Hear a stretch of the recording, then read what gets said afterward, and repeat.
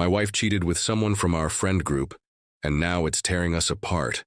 I never imagined my life would come to this. I, 32mm, and my wife Lily, 31F, have been together for 8 years and married for 5. We've always been part of a close-knit friend group, a circle of people we both cherished and leaned on through life's ups and downs. These friendships felt like family. But now, everything is falling apart because of a betrayal I never saw coming. A few weeks ago, I started noticing subtle but unsettling changes in Lily. She became distant, her phone seemed permanently attached to her hand, and she started spending more time with the group without me. When I'd ask her about it, she'd brush it off, saying I was reading too much into things. At first, I believed her. We all go through phases, right? But as time went on, her behavior became harder to ignore. One night, after a gathering with the group, I overheard Lily whispering on the phone. She didn't realize I was nearby, and I caught snippets of her conversation, something about keeping things quiet for now. It was vague, but it set off alarm bells. My gut told me something was wrong, but I pushed the thought aside, not wanting to come across as paranoid or controlling. That uneasy feeling lingered, though, and I decided to trust my instincts. One night, when Lily had fallen asleep, I did something I'd never done before. I looked through her phone. I hated the idea of invading her privacy, but the weight of my suspicions was unbearable. What I found shattered my world. There were dozens of messages between Lily and Ben, 34M, a longtime member of our friend group, and someone I'd considered a close friend. Their conversations were explicit, filled with inside jokes, plans to meet up in secret, and even references to times when I had been in the same room, oblivious to what was happening. The worst part? They were laughing about it. The betrayal wasn't just from Lily. It was from Ben, someone I trusted like a brother. I felt humiliated and blindsided. I took screenshots of the messages as evidence, knowing I couldn't let this slide. The next morning I confronted Lily. At first, she denied everything, but when I showed her the screenshots, she broke down and admitted it. She confessed that the affair had been going on for 3 months. She insisted it was a mistake, that it didn't mean anything, and that she wanted to fix our marriage. But how could I believe her? The person I trusted most in the world had been lying to me for months. What made the situation even worse was Ben's reaction, or lack of one. He hasn't apologized or even acknowledged the betrayal. Instead, he's been telling mutual friends that I'm overreacting and trying to paint himself as the victim. Our friend group is now divided. Some have taken my side, cutting ties with Lily and Ben entirely. Others are trying to stay neutral, saying things like, "These things happen," and urging me to work things out for the sake of the group. But how can I sit in the same room with people who think betrayal is excusable? Lily keeps begging me to go to couples therapy and give her another chance. She says she's willing to do whatever it takes to rebuild my trust. But every time I look at her, all I can think about is her and Ben sneaking around behind my back. I feel sick to my stomach just imagining it. The idea of leaving Lily terrifies me. We've built a life together, and part of me wonders if I'll regret walking away. But staying feels impossible too. I don't know if I can ever move past this. And then there's the friend group. Do I try to salvage those relationships? Or is it time to walk away from them too? I feel lost and unsure of what to do next. Is it worth trying to save this marriage, or is this betrayal unforgivable? And how do I handle the fallout with the friends I've known for years? What would you do in my situation? Update 1. After posting my original story, I spent a lot of time reading your responses. The overwhelming majority of you said that what Lily and Ben did was unforgivable, and that I shouldn't waste my energy on trying to salvage either my marriage or the friend group. Your words gave me the courage to take my first steps toward rebuilding my life, but I had no idea just how messy things were about to get. The day after my confrontation with Lily, I packed a bag and stayed with my brother for a while. I needed space to think and figure out my next steps. Lily called me incessantly, crying, apologizing, and begging me to come home. She even showed up at my brother's house unannounced one evening, claiming that she wanted to talk things out. My brother, who already knew everything that had happened, refused to let her in and told her to leave. I decided it was time to let the rest of the friend group know what was going on. I sent a message to our group chat, explaining the situation in a calm but detailed way. I attached the screenshots of the messages between Lily and Ben as proof, knowing there would be people who might try to spin the story in their favor. The reactions were immediate and varied. A few people were horrified and reached out to offer their support. Others tried to stay neutral, saying things like, "We don't want to take sides," or "This is between you and Lily." But the worst reaction came from Ben himself. Instead of apologizing, he accused me of trying to ruin his life and claimed that I was overreacting to a meaningless fling. He even had the audacity to say that I was blowing things out of proportion and that I should grow up. Hearing those words made my blood boil. How could he be so dismissive of the pain he and Lily had caused me? It was clear that Ben wasn't going to take any responsibility for his actions. As for Lily, she continued to insist that she wanted to fix our marriage.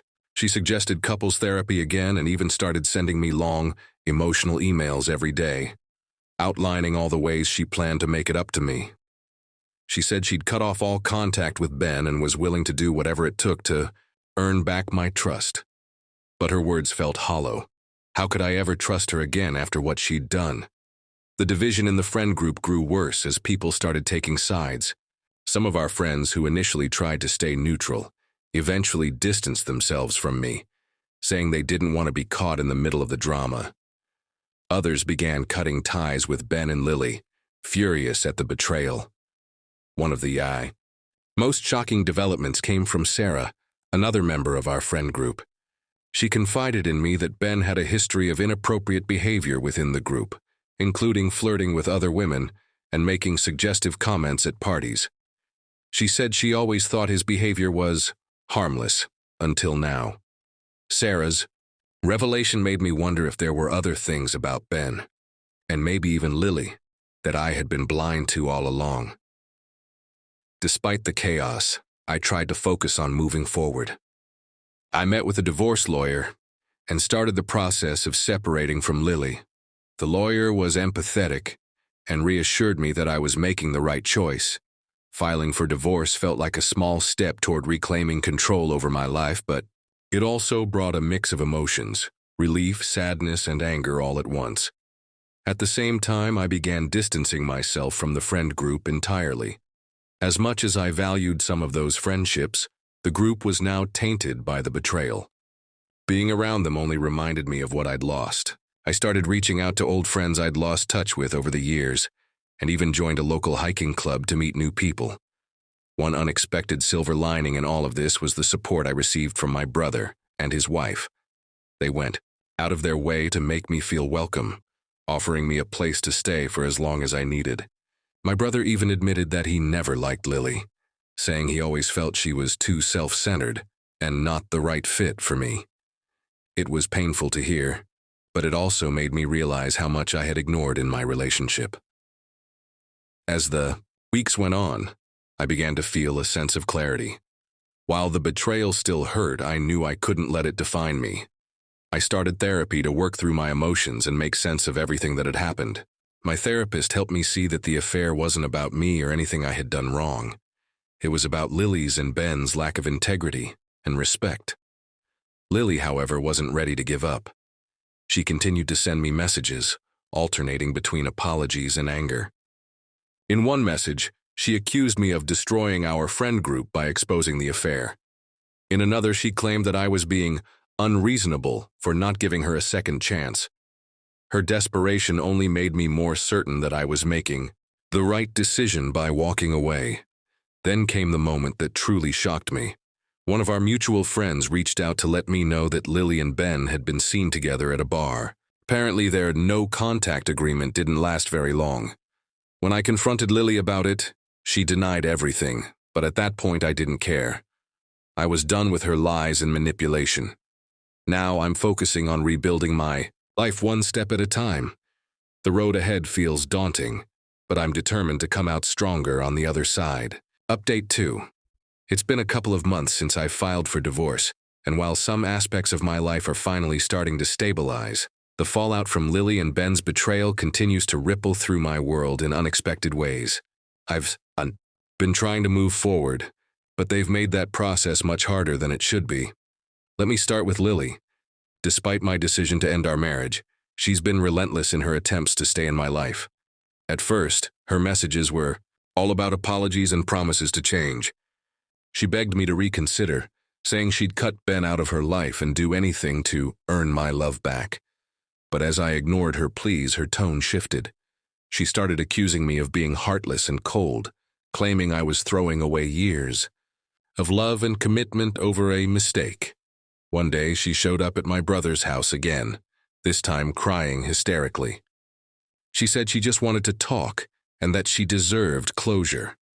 My brother, who has been my rock throughout this ordeal, firmly told her to leave.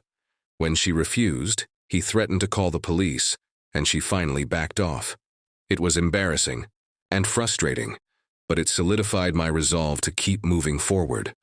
What made things worse was when I found out that Lily had been spreading rumors about me. She told some of our mutual friends that I was emotionally neglectful and that my workaholic tendencies drove her into Ben's arms. It was infuriating to hear her twist the narrative to make herself the victim. Thankfully, most of our friends knew the truth, especially after I shared the proof of her affair. But a few people, including some I considered close friends, seemed to buy into her lies. The friend group has been irreparably fractured. Some members have completely cut ties with both Lily and Ben, while others are trying to act as peacemakers. I've made the decision to walk away from the group entirely. It's just not worth the drama or the constant reminders of what happened.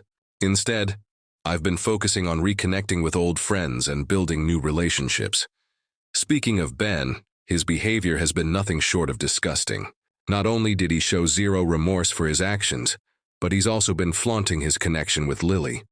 Multiple people have told me that the two of them have been seen out together, acting as if they didn't just destroy multiple relationships. It's clear they've continued their affair, despite Lily's initial claims that she wanted to cut ties with him. I've done my best to block them both from my life, but Ben made one final attempt to clear the air. He sent me a long message claiming that he never intended to hurt me, and that he hoped we could eventually be friends again. The sheer audacity of that message left me speechless. I didn't even bother responding. Despite all the chaos, there have been some bright spots. I've been going to therapy regularly, and it's helped me process my emotions and understand that their betrayal isn't a reflection of my worth. My therapist has encouraged me to focus on self-care and rediscovering who I am outside of my marriage. One of the most transformative things I've done is reconnecting with an old friend, Julia. We lost touch a few years ago, but she reached out after hearing about everything I was going through. Julia has been an incredible source of support, offering a listening ear and encouraging me to get back out into the world. At first, I was hesitant about the idea of dating again. The thought of opening myself up to someone after what happened was terrifying. But Julia reminded me that not everyone is like Lily or Ben. Slowly, I've started dipping my toes into the dating world. I've gone on a few casual dates, and while nothing has turned into a serious relationship yet, it feels good to be reminded that there are kind, genuine people out there. One date, in particular, stood out. I met a woman named Emma through a hiking club I recently joined. She's smart, funny, and has a passion for the outdoors that matches my own. We've gone on a few hikes together, and she's been incredibly understanding about my situation. I haven't told her the full story of what happened with Lily and Ben yet, but she knows I'm going through a divorce.